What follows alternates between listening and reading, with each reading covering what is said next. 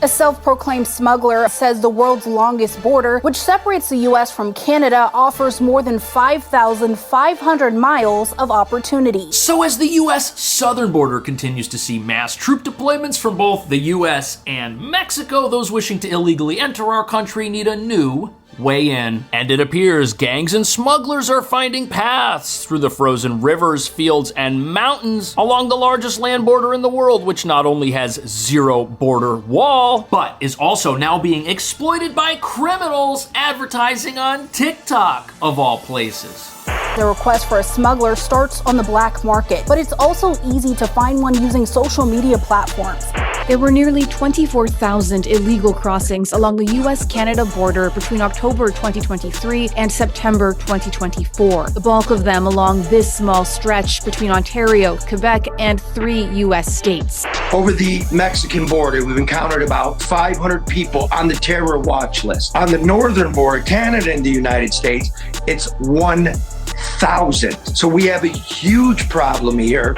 A member of Sinaloa claimed the price for each person is $3,000. He keeps $1,000, the cartel gets $500, and the rest covers the trip.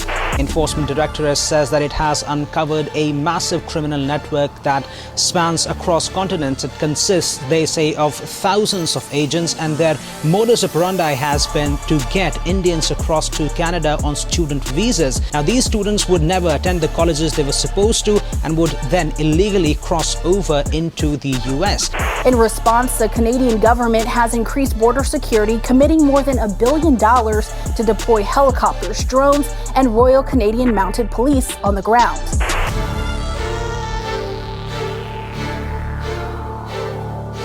So this is real. Criminals are using TikTok to show people how easily they can cross the US-Canada border. And what nobody's talking about is that as the US southern border continues to lock down, all of the criminals down there are just gonna switch borders and come up north instead. And as they do this, they're luring people into their criminal networks with videos like these that successfully show them bringing people into America, walking across sometimes frozen rivers, streams, fields, and mountainous terrain, conditions which are the polar opposite of those at the US-Mexico border, which is now on lockdown due to mass deployments of active duty US troops. But although the Canadian border remains open by comparison, crossing it is not only difficult, but also very expensive. Because to get to Canada, you've got to pay money to fly there, and then to illegally enter America, you've got to give more money to the same gangs and criminals who are already working the US-Mexico border. That's right, the same criminals down south are also up north. And over the past 4 years, they've been finding secret entry points along the 5,500 miles connecting the US and Canada. Entry points America and its newly motivated border partner are desperately trying to track down and close. Which brings us to the real reason that hasn't happened yet and why northern border crossings are still going on. There's just too much space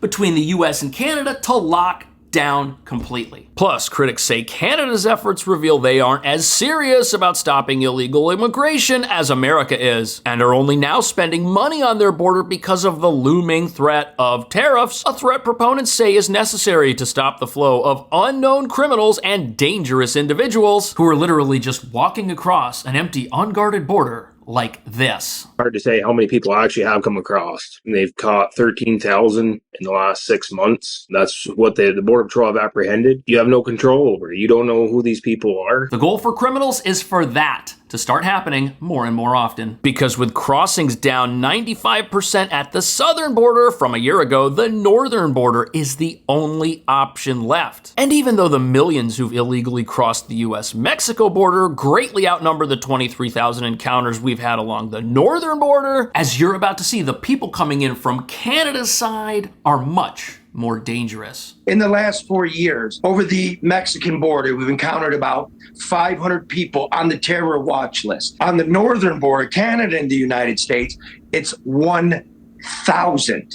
So that's crazy. So last year, the southern border had 10 times the number of encounters as the northern border overall, but the people coming across the northern border were 2 times as likely to be on some sort of government watch list. And of course, this is a huge problem, but it makes sense when you realize just how unguarded and neglected the largest land border in the world is. You've got 5,500 miles of terrain with no wall, and although the conditions can be incredibly dangerous during the wintertime, that means nothing to the most dangerous people in the world who only have one mission in mind. But if these people are this dangerous, how is it that they're able to get on a plane and fly into Canada to begin with? Canada's immigration system is so lax, they're not looking into them. And when the Canadian government's own audit, Canadian government says, of the people our security services flagged, Canada let in 50% of them. So it's not a good deal up there, man. That right there sets up 2 very frightening aspects to this story. But in order to understand what those are, you've got to realize most Americans, myself included, wrongfully have had this idea that Canada's just like our country, only colder, which is completely false. And they've got an immigration and security system totally different than ours. And for years, they've let people into their country from places the US is watching closely, and those people who are incredibly unpredictable and dangerous, they're also the folks advertising on TikTok to attract new clients. For gang-related smuggling activities, most people in America have no idea even exist. A self-proclaimed smuggler says the world's longest border, which separates the U.S. from Canada, offers more than 5,500 miles of opportunity. The cartel has been one of Mexico's largest crime groups since the 1980s. Javi, a member of Sinaloa, claims the price for each person is $3,000. So these are the guys out there using apps like TikTok to make these videos that show off how they sneak people into America through the Canadian border. And they claim to be working for one of the largest cartels in Mexico, Sinaloa. And apparently they've got videos like this where they show off how easy it is to do what they do because of Canada's lax immigration laws. But here's the thing, these videos invariably attract a higher end of clients than they'd find down south. Because people who've got internet access and the ability to afford a plane ticket, they're gonna have more money to pay smugglers and gangs than those who don't. But now the question is, how did we get to a place where the same cartels that were running the southern border are now also running the northern border as well? One of the reasons is when Trudeau came in, he suspended visas for Mexicans. You can come in without a visa to Canada. You can't come into the United States without a visa from Mexico. So what did the cartels do? They flew in, they set up shop.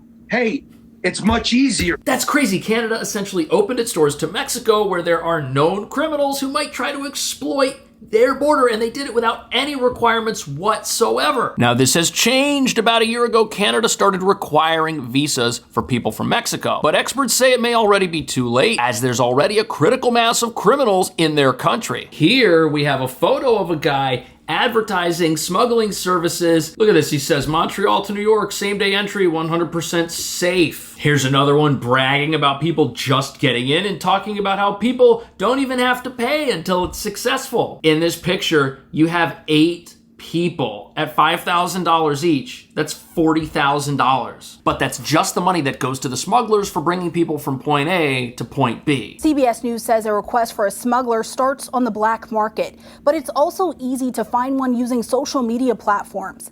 Javi said no matter what the U.S. or Canada does, it won't stop cartels like Sinaloa from their operations. So criminals say this is working, but the fact that it's working opens up another angle to this that most people don't even know about. And it has to do with who's coming in and why they're coming in. And as you're about to see, these folks are spending a lot more than just $5,000 to accomplish this. It says right here, Indian nationals made up almost a quarter of those apprehended crossing into the United States illegally, and that they are the largest group coming across this way. And look at this, apparently they enter Canada on student visas, and 50,000 people did this last year, but apparently never showed up to school, which means they're probably doing something worse than skipping class. A massive criminal network that spans across continents. It consists, they say, of thousands of agents, some 262 Canadian colleges, and it all links back to 2 Indian entities. And their modus operandi has been to get Indians across to Canada on student visas.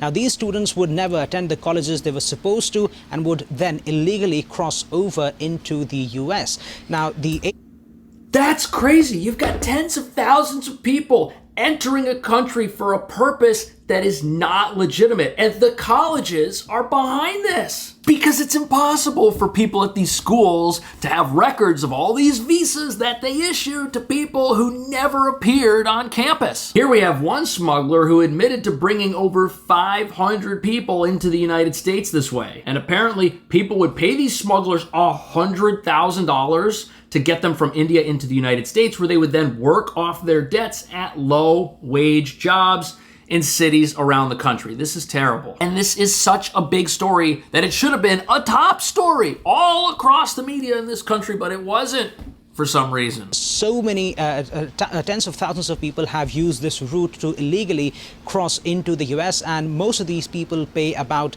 60 to 70,000 US dollars to make this journey. They say that their probe is continuing. They haven't named the Canadian colleges who might be allegedly involved in this.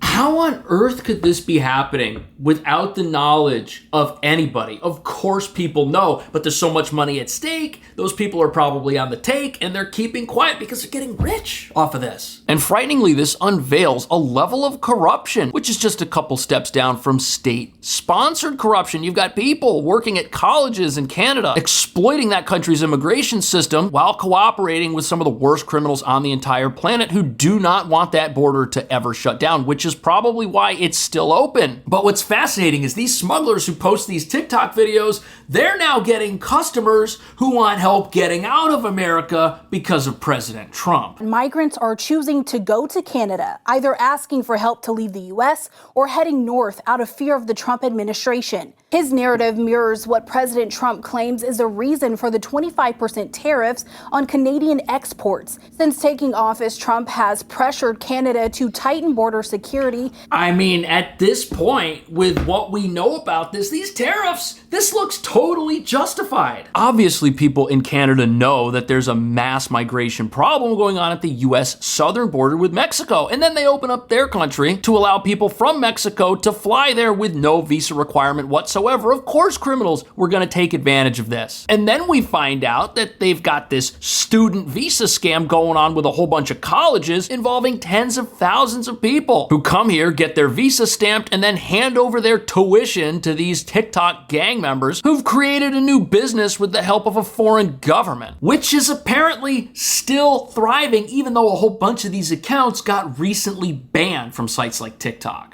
Unfortunately, if you do some digging, you can still find these videos. They're still out there, they're still being posted, and this is something that these social media sites probably can never get rid of. Here you've got a guy advertising his ability to bring people from Canada to New York City, posting videos like this that show a whole bunch of people walking down a path and then getting into the back of a truck that drives them away and takes them somewhere. And what's also unbelievable is I found out when researching this that sometimes these smugglers don't even accompany their clients across the border. Some just sit back and tell people where to go, monitoring their location through GPS because everybody's got a cell phone, and the smuggler just tells people, turn left, turn right, there's a river, go here. That's what they're doing. And the goal is to get people to a place where they can either get picked up by something like a truck driven by one of their colleagues, or as a local news investigation here figured out, a bus terminal in upstate New York that takes people directly into the heart of Manhattan, picking them up at a gas station just walking distance from the Canadian border, which is incredibly dangerous to cross on foot, especially during the winter. In response, the Canadian government has increased border security, committing more than $1 billion to deploy helicopters, drones,